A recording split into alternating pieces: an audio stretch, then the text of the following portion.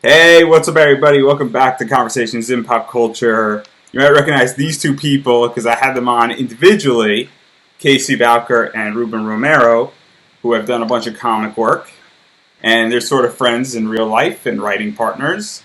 So, welcome back, guys. Hi. Hi, sort of friend, Ruben. Hi, sort of. We're sort of friends. Yeah. So you guys are co-writers on this book, and I'm probably going to say it wrong. Inferry or In Inferry. Fairy. In In, Fairy. in Fairy, and it's an interesting book, and it's kind of dealing with three students traveling the world, dealing with solving crimes, somewhat with some mystical creatures and their professors traveling along with them.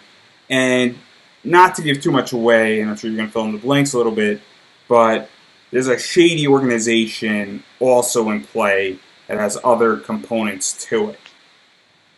And I don't want to give too much away because I want people to go actually and buy this, but before we actually get into the story, how did the two of you meet? Because I think that's something that we didn't speak about all that much the last time I interviewed both of you individually. Yeah, Ruben, do you want to take it? Nah, go tell that story. So, from what I remember, because actually it was quite a long time ago at this point, it's probably like, jeez. 2014. Is that when it was? Okay, so 6 years ago, we actually met at Comic-Con, at New York City Comic-Con. So, Ruben was down on the floor, probably promoting agency, I would imagine, at that point. And he was yelling and being his, infectious self that he is. And me and my best friend slash co-editor for Don't Forget a Towel, we always go to New York City Comic-Con like for the website to do, like press work. And we saw this dude, like I said, yelling, big personality. And for whatever reason, I guess we just exchanged information at that point. Maybe I bought the agency. I can't even remember if you had it for sale at that one or not. But after that, we had you on our podcast, How Late Talk, and then knew you were a big Star Wars fan, and we had like a Star Wars Facebook group. And then from there, I think it just kind of like we kept having reasons to like interact. And like Ruben did a bunch of Kickstarters, and when I went to do Hollow, the first Kickstarter, I remember asking him a lot of questions and stuff about that whole situation. And then I guess why don't you talk about, well, I'll answer that question. That's how we met. We can get into it very later. And so, obviously, you meet, you're interacting with each other, and then when did the conversation go from being fans to then saying, let's write something? Because I know that, Casey, you wanted to do something, and that's kind of what the Hollow turned into several years later. And then, Ruben, you obviously were doing big with the agency. You were on that panel for Comicsology, and you were sort of a big star with the agency. And the first, 5 really came out. And number 6 we spoke about. Right. But when did this idea approach to create a comic together? How did that breach? Because that's something that I think people want to know is that how do you find a writing partner, and how did the two of you kind of get to that stage? Because it's great to be friends and fans, but talking about working together is a very different conversation. So how did that come about? I think, very organically. It wasn't, I don't think it was something that me and him were looking for or looking to do. It just ended up, being a topic of conversation. And when we started talking about the things, like you talk about being fans, that, that me and him enjoy separately and together, such as Star Wars and things like that, there's a few more boxes that we checked. We were like, oh, man, you like that, I like that. And again, it's been a while. I mean, we were talking about 2014, so we're not sort of friends. We are friends. We've grown to become friends, to become new dads together, almost in the same time span. It's a very similar trajectory. I wasn't by any means a big star. I think that my tenacity, along with my friends in making the agency, propelled us to have early success. But that didn't put me in, at a higher place than him in any way, shape, or form. It was just one of those situations where we're like, yo, you want to do something together? And he had done Hollowed, and he had seen the agency and Three Swords and known the stuff that I work about, so that I had done. So it was just a natural progression. It was another level in that we leveled up as friends. Like there was a sound and everything. It was like doo doo doo doo, and we leveled up. So clearly, you guys are friends. You Right. got all these connections, and then where did the idea for this book even come from? And where'd you start? Because people want to start comics, and the best way to start a comic, I think, in my opinion, is copying people who have done it very successfully, like the two of you have.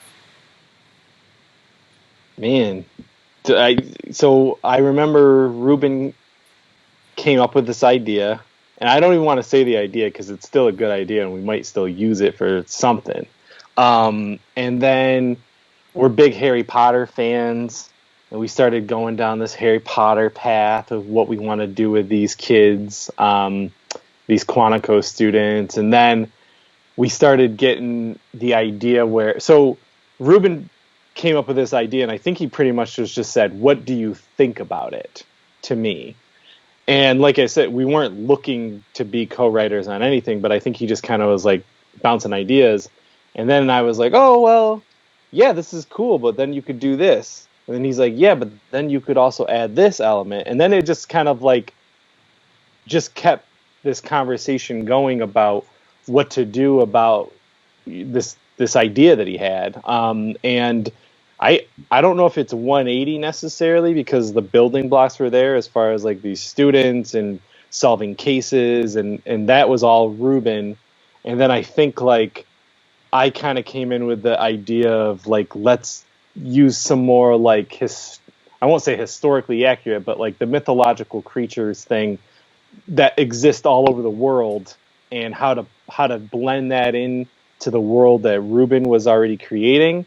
I think then we came at it from two different sides, and it just made sense when we brought that together. Like peanut butter and chocolate. Like they're two different great delicious things, but when they're together, I love Reese's peanut butter.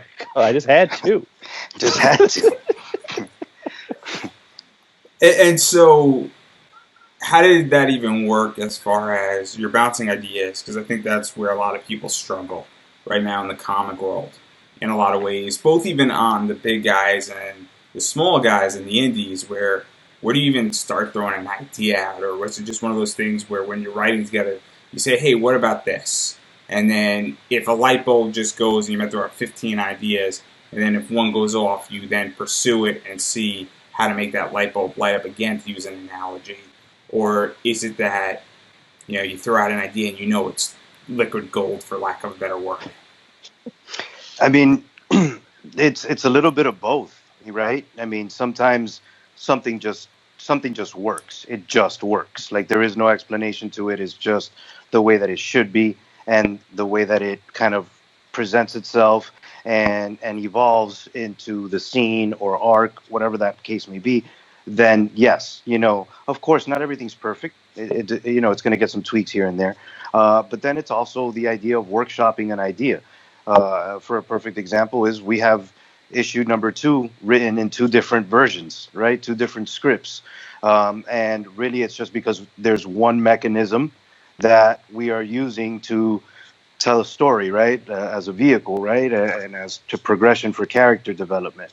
And we can go about it 2 different ways. I have one way, Casey has another.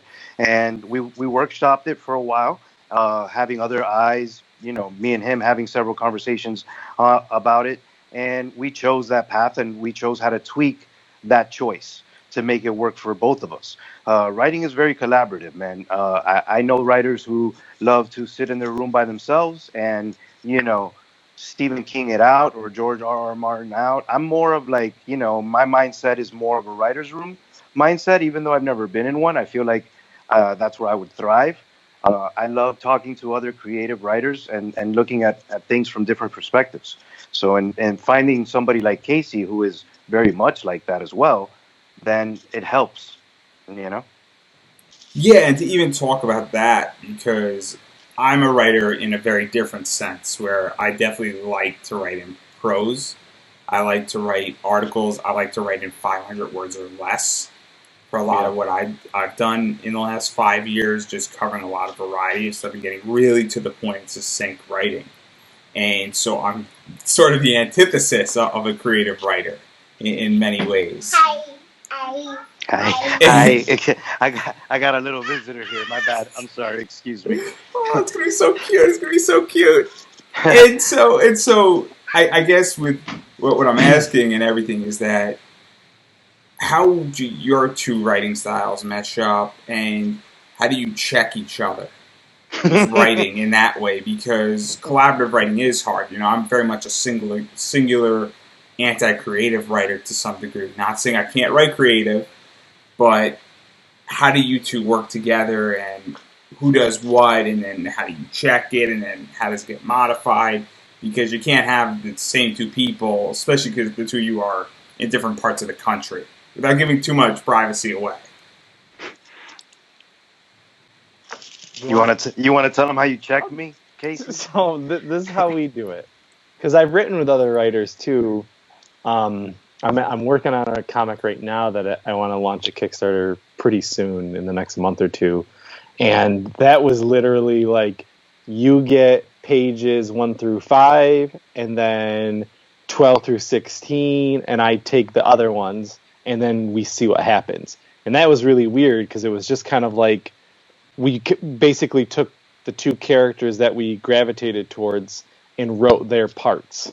And then at the end came together and then went through the script page by page and said, okay, what does this look like?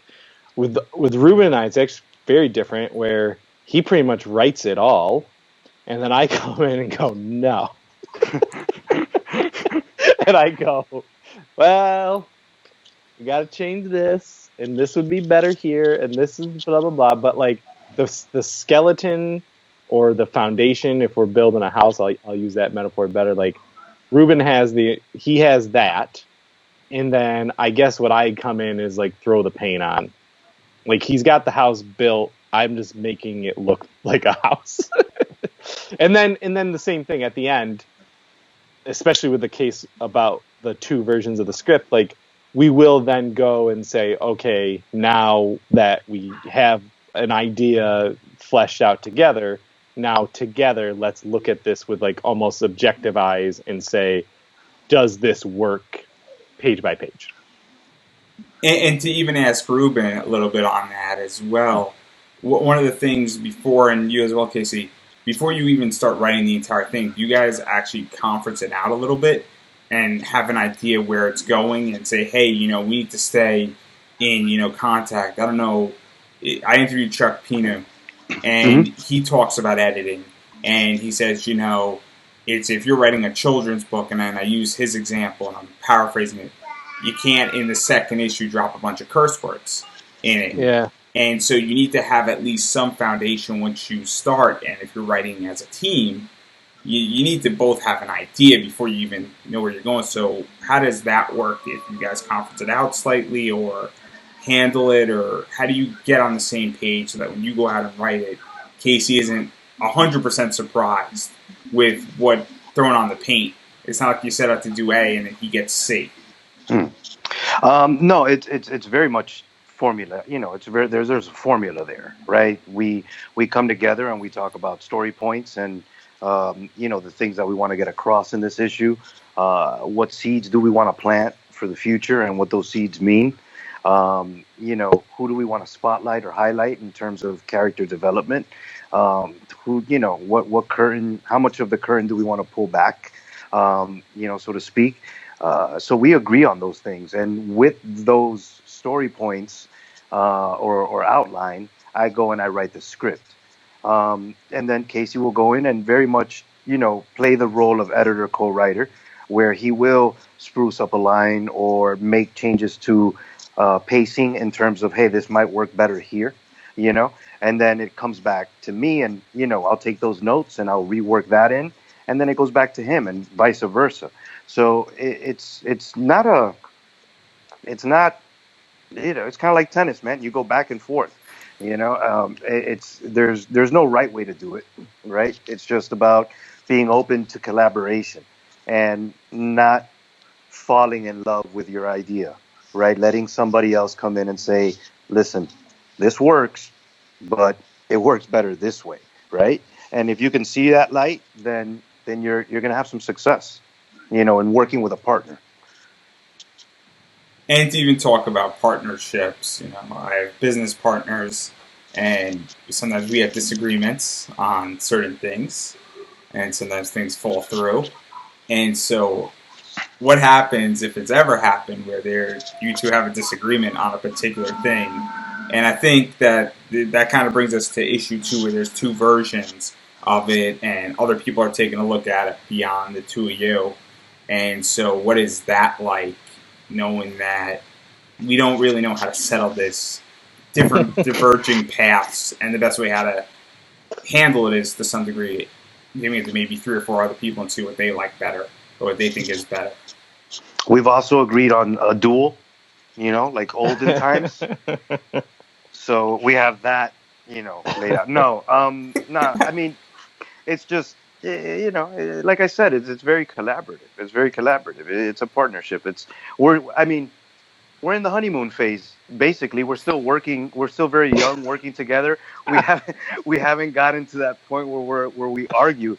I mean, Casey. The two scripts are what? Like, they're just two different versions, and even then, it took us a second to get to it, but we've come to an agreement. Yeah. But it wasn't like, it's not like we're like, no, you're an idiot. You know what I'm saying? Like, no, Yeah. It's not that real. It's not that heavy. Because again, if you're at that point, then that's not a writing partnership. You know what I'm saying? Like, you just shouldn't be working with that person. I think I want to say something like, I agree with all that. I kind of want to go back off of just like how do you start this? How do you start writing? I think one thing is for Ruben and I think where the problem comes for other people is that other people might not, like, someone carries more of the load than the other person does. Like, someone's working really hard and the other person's not. And I think that's where people get into trouble when they come into these collaborative atmospheres. Ruben and I, like, even separate from in Fairy, like, we have like a million ideas each of our own things. Like, Ruben's working on 3 other scripts. I'm working on 3 or 4 other scripts. So, like, the thing that's really cool about us is, like, yeah, we both kind of felt, with the two versions that each one of us wrote. And honestly, it's one part. It's not even the full script. It was one thing that we were kind of hung up on. And then we came together after we let some other people take a look at it and sat away from it for a little while. And we actually figured out a better way to do it that works for the both of us. But I think part of that is that we're both creative in our own, spaces, in that it doesn't feel like, oh, Ruben is off, like, struggling and he has to write all the scripts and Casey just has to come in here and tweak things. I mean, at least I don't feel that way. I feel like we kind of both put in the amount of work. It's just that we both tackle it from 2 different creative ends.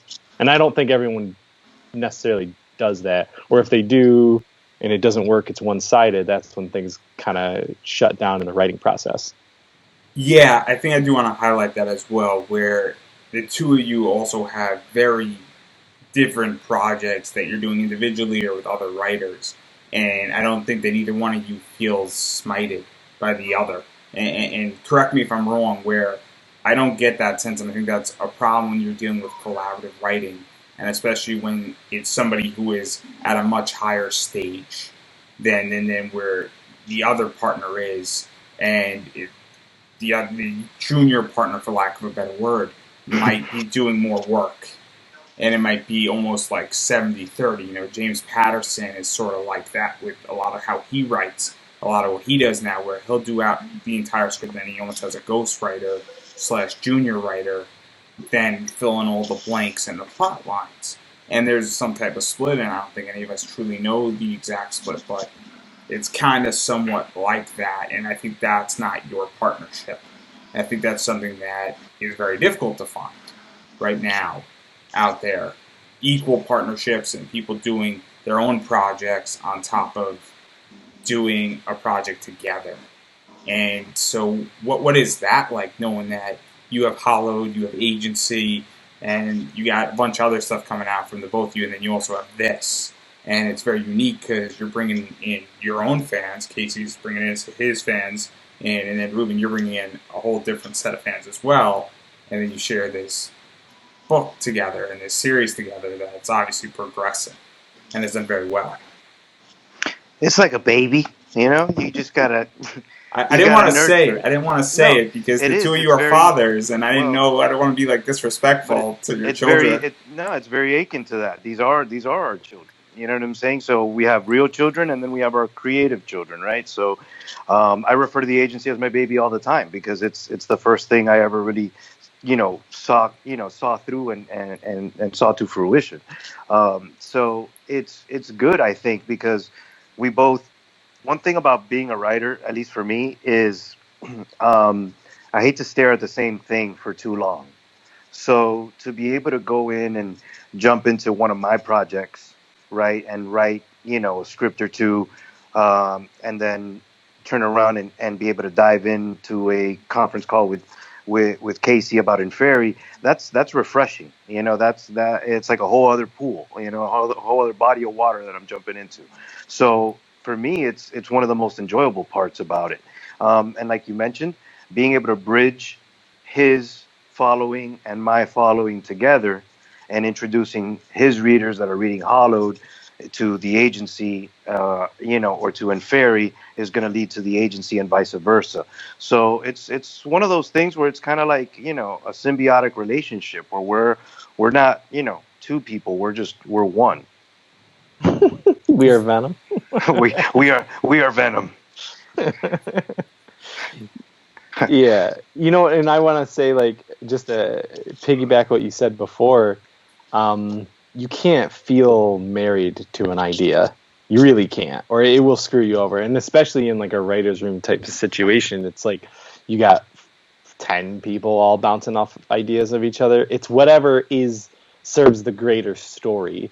And we at least have like a Bible, and I hope other people do. If you decide that you're going to go and tackle a series, like, please know your characters.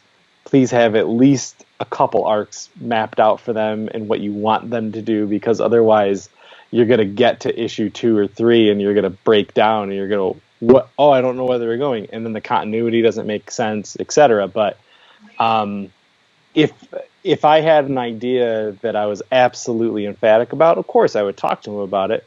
But if his idea is better, then that's it. You know what I mean? And we've probably had those conversations, but luckily him and I don't get mad at each other. So if he has said it, it just went. It just went. It just was like, okay, well, let's just keep going. That's fine. We can lose this part, and we don't need that line, or we can change this pacing, and And the thing with, you mentioned prose writing and less than 500 words. Like, you do have to be very succinct with that type of writing, but Very. in comic books, you kind of do too, because you're almost set to that 24 pages, and you're also set to your panels, and you have to write it, for your artist as well, because what we think in our heads is totally different than what our artists feel. Because once they start getting into it and looking at things, we know these characters and we know what they want to look like and what we want to do, but that also has to translate to somebody who is taking it to a whole new medium that Ruben and I don't even know how to begin to deal with, because we aren't those kind of people. So it's just like, that's another one extra step that you go further from going from the page to seeing it, and you have to be cognizant of those things too. So Yeah, and to even talk about that, and I don't know if this happens with your books, but sometimes what happens in the comic realm, from my understanding, speaking with a bunch of artists, is that you have a script, and then the artist says, hey, I have this idea, can I modify this? I need to make a slight adjustment here or there because this is impossible to draw. And, I write in prose. I don't really have that problem per se at the moment. I'm working on my own book out there, and what I mean by working is building sort of a structure for it, not even getting to writing it yet. So I'm like at half a step at best, and that's being generous. But how does that work with the two of you, and do you talk that out, and then who kind of greenlights that freedom to some degree when your artists come back to you or a colorist comes back to you and you have a set color or an idea for a character, because colors can make a difference too in a lot of ways. It all makes a difference, right? I mean, from the art to the colors to the letters, everything makes a difference. So, again, very collaborative experience. It all comes back down to collaboration. It's all about sending them the script.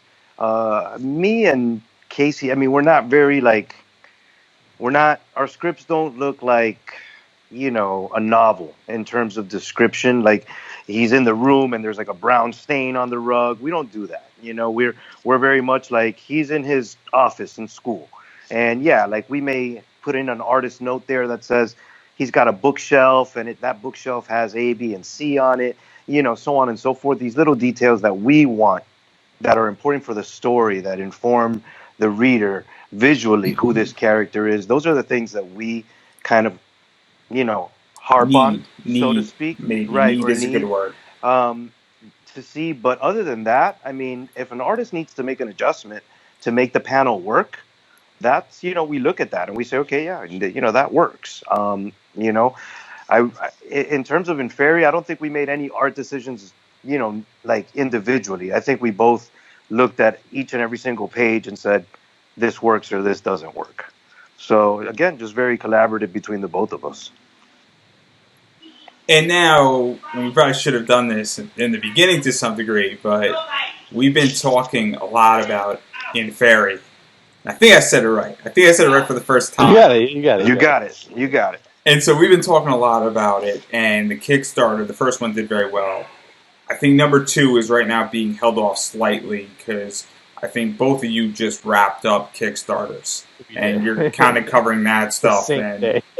Yeah, on the same day. We actually wrapped on the same day. Both successful, by the way.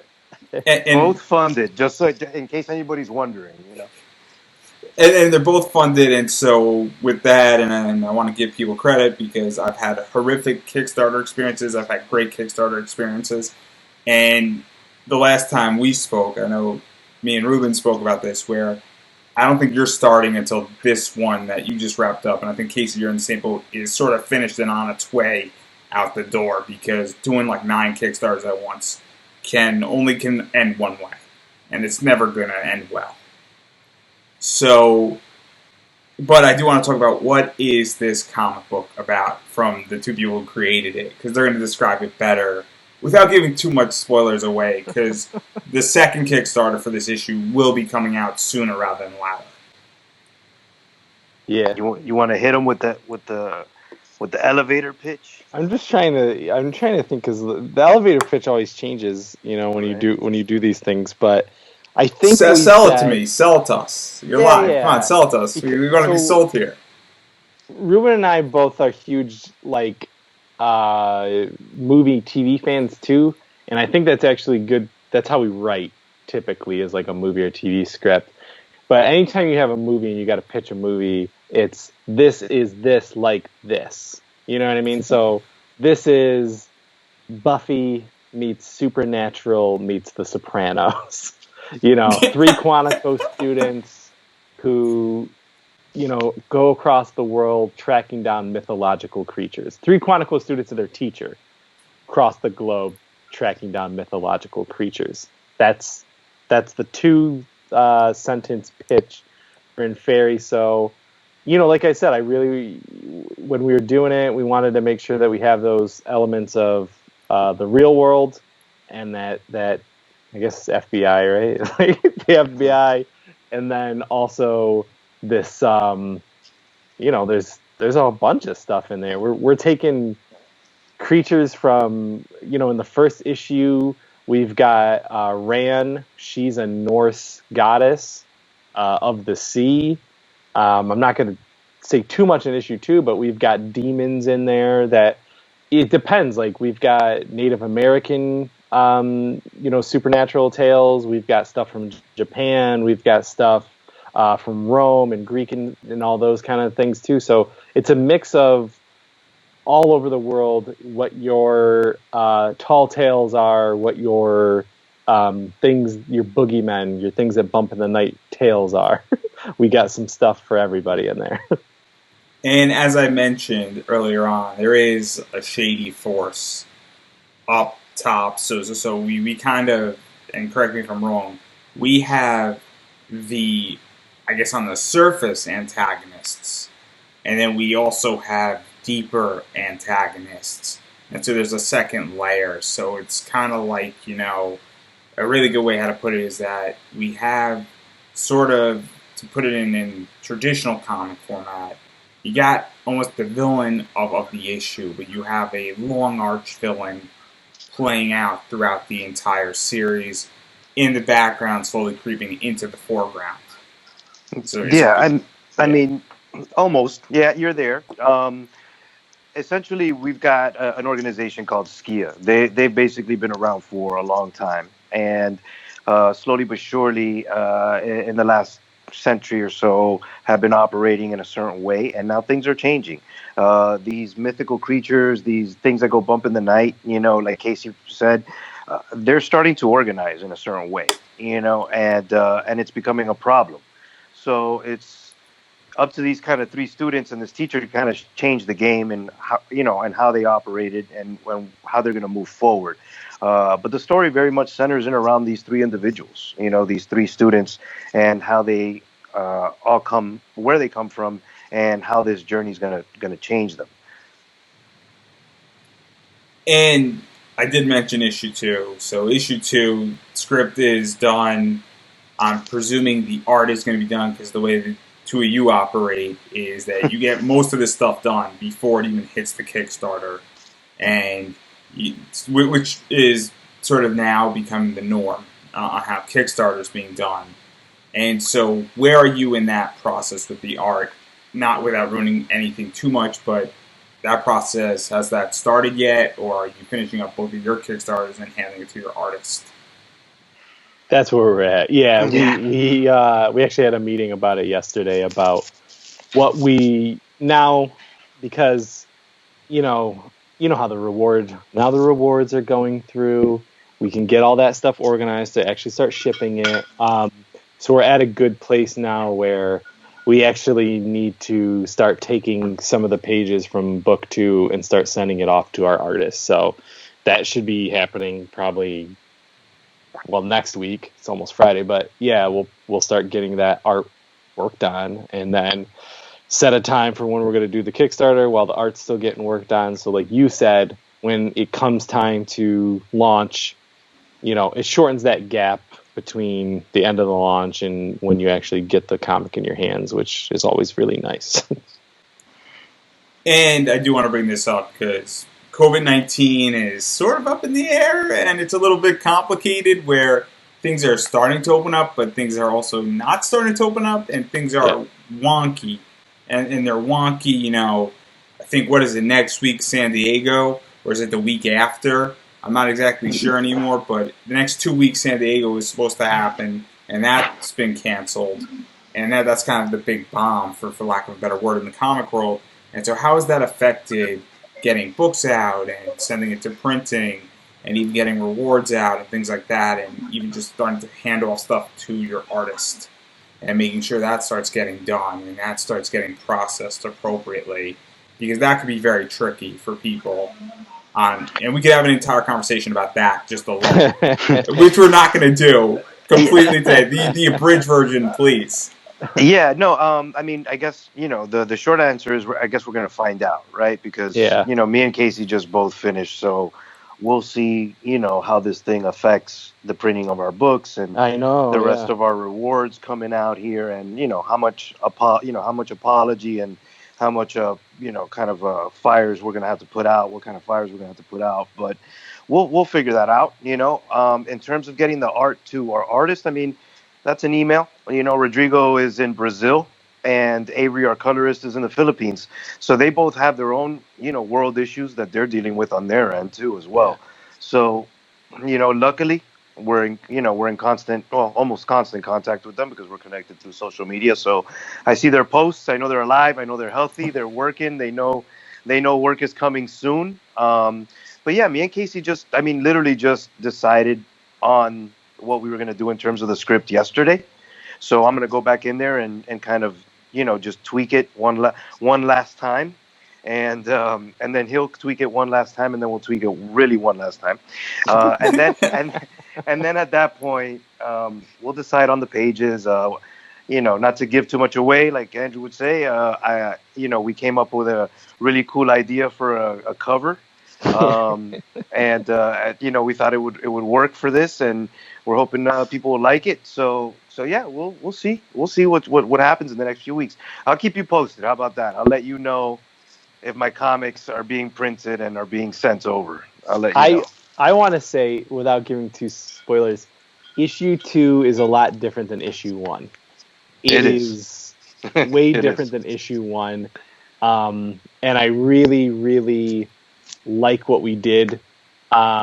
We focused in on one character in particular and tell that character's journey instead of focusing on the entire group. The entire group is in it, but we took one character and really singled that person out and kind of gave a little bit of a journey as to how they got to where we are now. So, and I think we're going to do that throughout the rest of the series, is kind of focus in on and really dig in on the character development, and you really learn these people, but how they all have their own connection to the overarching evil that's happening. So we took a way different approach from the ensemble that we created in issue 1 and made it a little bit more granular. But I think it's going to serve the story well, and I think people are going to read it and really go, oh, this isn't... And even the people who have read the script, just the scripts, have said, this is way different than issue 1, and I like what's happening. So happy with the script. So 2 questions off of that. A, where can people find issue 1? Because I know this has been out for a little bit longer than most. And then secondly, do you need to read issue 1 to get into issue 2 when it comes out? Because people are going to be watching this. I'm going to be re-putting it out when that Kickstarter hits. I'm sure the 2 of you are going to be at some point back on to talk about that as well. We're throwing that out. You're backed into a corner. You can't back out of the corner now. So no, I think I'm busy that day. I don't think you do have to read issue 1, to be honest with you. No, I think that's the cool thing. Yeah. About issue 2 is that it really works and serves as an origin story. Like issue 2 could be issue 1, or it could be issue 0. Just really depending on how you look at things. But it's really funny because it kind of almost ends in the same place that issue 1 ends. It absolutely ends in this. Which is really, giving way too much away there. But believe you me, that once you get back to that spot where we ended you in issue 1 again, you're gonna want to read issue 3, and that we do it. Tarantino does it in a very specific way, right? Right? He does this to you all the time. So we just took it a step further, I think, because you can do it in comics in a different way. So we just did it instead of taking you a few hours, we may have taken you maybe a few years or centuries back. It's just one of those things where it's like once you see it, you'll get it. But we had a lot of fun doing it, and the cool thing is that it did birth that kind of pathway to, we had a foundation and we had a formula and we knew the story we wanted to tell. But writing this specific issue gave us the ability to go forward and tell this story in a very unique way. Yeah, sure. And now I got 2 more questions. And this is for both of you. And we were talking a lot about writing. And we kind of hashed some of this out, but a lot of people are watching this. And this is a little bit of a writer's roundtable to some degree. So what advice do both of you have for people who want to start writing comics, get into it, I'm on my baby steps, and this could apply to me to some degree as well, on just sort of kicking it off the right way and doing it, for lack of a better word. Ruben? All right, I'll go first. Yeah, man. I mean, just plain and simple, just write. Just do it. There's nothing. There's nothing to it but to do it, right? I mean, it is what it is. Robert Kirkman probably gave me the best advice I've ever had as a writer, which was, this was in 2014 in New York Comic Con. I went to, give him my little issue one and tell him, oh, here you go, read my comic. And he was like, you wrote this, and he took the time to ask me questions about it. And I said, if there's anything that you can tell me, not necessarily about being published by Image, but just in writing terms, he's like, there's nothing I can tell you, man. You're already doing it. Whether it's, and he was like, if you would have come to me without a product, without something you've done, I would have told you, put it out there. Even if it's shit, you put it out there. And eventually your shit will eventually be good shit, and you're gonna go through several stages of shit, but eventually somebody's gonna like your shit, and at that point you just build it, man. So it's just that it's if you've got something to say, if you got a story to tell, whether it's a comic, whether it's a novel, whatever, just put pen to paper, put fingertips to keyboards, man. Make it happen. Dedicate yourself. Yeah, I mean, I'll piggyback off of Ruben, because a lot of people ask that, like, oh, how do you even start the writing process or anything like that? I always say, if I'm going to be real practical, pick a time when you know you're feeling creative. It's usually early in the morning or late at night, typically. So do that. Get into a space where you know you're not going to be distracted. And you really do. Some people are going to go, and I understand you kind of mentioned that, like, you're going to do the big planning thing and then write. Like, you feel like I have the world figured out and now I'm going to write it. I'm not even going to say that I don't write that way, but I don't think that's a bad thing at all. I am more like, I write and then I go back and go, does this make sense? I then self-edit.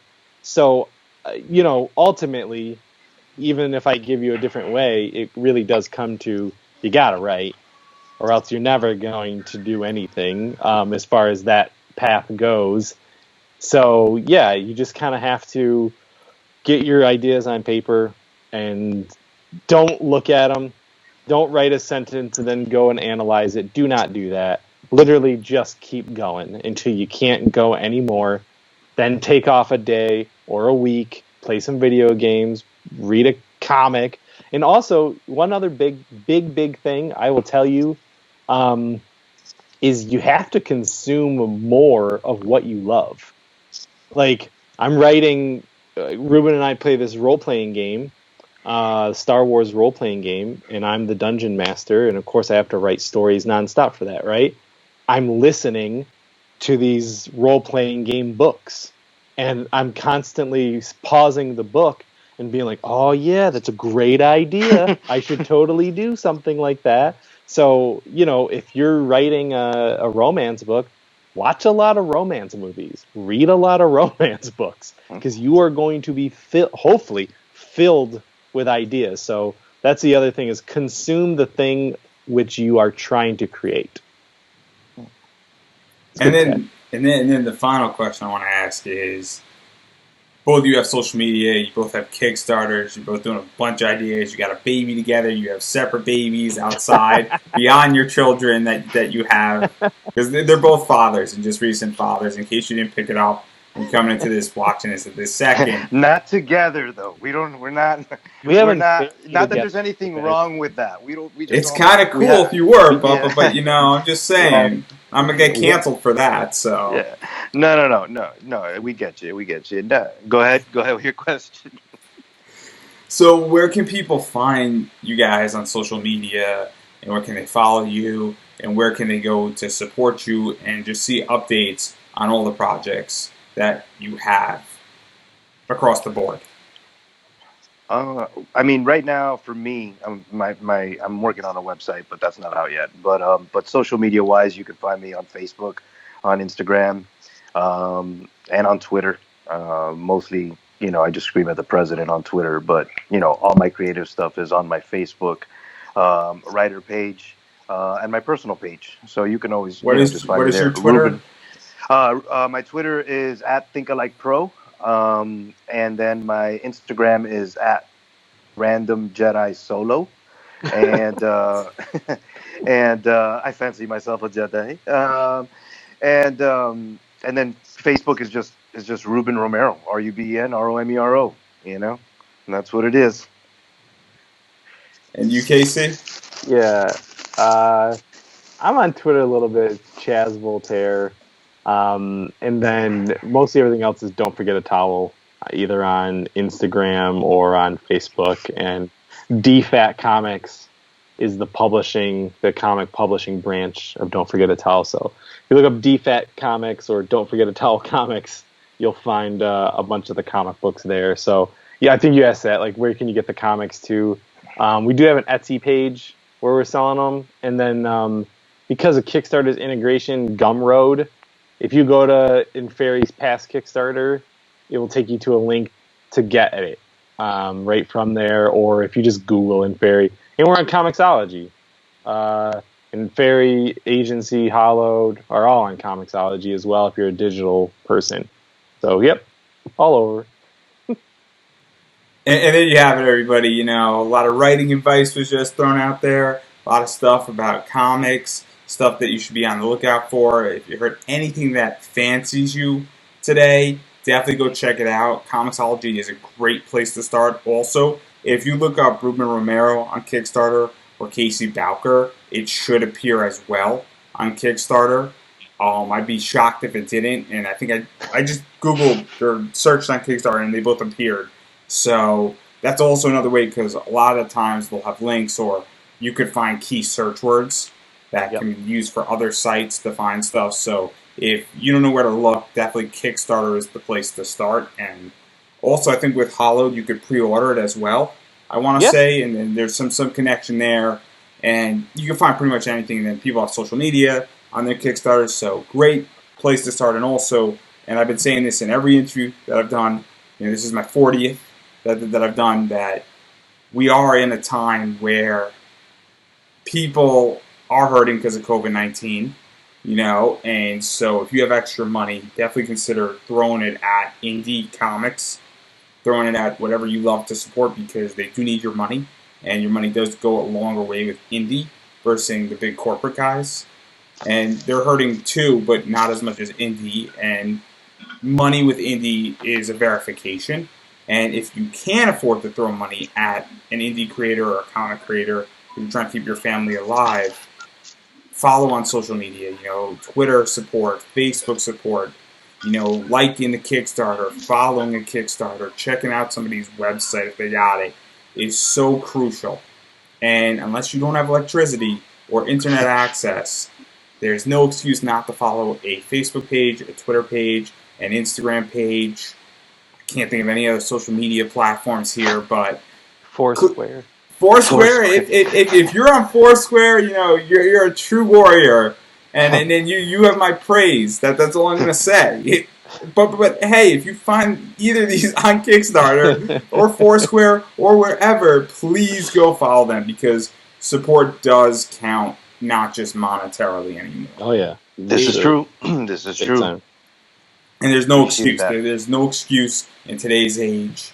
And I'll say it this way, because I've been saying it also lately, that indie comics are, at some point in the next 10 years, going to surpass mainstream. And we're seeing it with certain people on Kickstarter, and we're starting to see it. And you never know who is going to surpass some of the top guys. And hint, hint, this could be it. And these two could be it in what they're doing. And Ruben has already achieved a level of success back in 2014. And if you'd like to know more about that, please listen to that interview that's on this Facebook Live stuff. And Casey, you've done it very well as well. But that's my point, is that you never know who's going to be the next big thing. And these two can easily do it. Yeah, and I got to say, like, it's great to talk with people like you who does support the indie comic scene and does talk to creatives in all spectrums. And that's really important as well, is that we really appreciate you having us on. And Again. getting the word out, having us on again. Yeah, look at our old interviews too. But it's it means a lot to us. It's why we do these things too. It's like we want to support indies in our own way too. So it's great. Thank you. Yeah, man. We appreciate the platform, and giving us the ability to come on here and ramble and sell our wares and hawk ourselves as promotional hookers. But listen, it's should have all brought good. your baby on. I should have brought my baby. I mean, you think it was a mistake that he came into the room? Come on, man. I got baby to feed people. So does Casey. Buy our comic book, plain and simple. Listen, not only are you gonna enjoy it, but you're gonna be helping family men with good morals. Yeah, man. I mean, it's all about support. It's all about support, and we'll be on here anytime you want us to come on here. And whether it's a writer's room table or self promotion, or if any other topic that you might want to talk about, that's fine too, man. We're good for that too. We just truly and humbly appreciate the ability to come on here and share our message. Well, at some point, we're going to have to do a Kickstarter version of this because I think that is just as important as the writing and creative side. As I stated, and then I was half joking but half true, that's a whole different beast, but that's for another day, another time, me doing a little more research so I actually know what I'm talking about when we talk about that. You and me both, brother. You and me both. We both. If you want to do an interview on Kickstarter, it's going to be mostly Ruben just blankly looking at the screen like. well, we're going to see what happens with that interview. Yeah, we'll see. But I think that is the perfect place to stop, and I would just like to say thank you to both of you, and for those who are listening and watching this entire thing through, definitely go support indie comics, support people like these two. And, Ruben was joking about, the fact that there are two family men with good morals and they have babies to feed, but he also is not joking to some degree, where people do this for love, and any money does help, and it helps to cover costs and a variety of other things. So definitely go out and support indie. Absolutely. You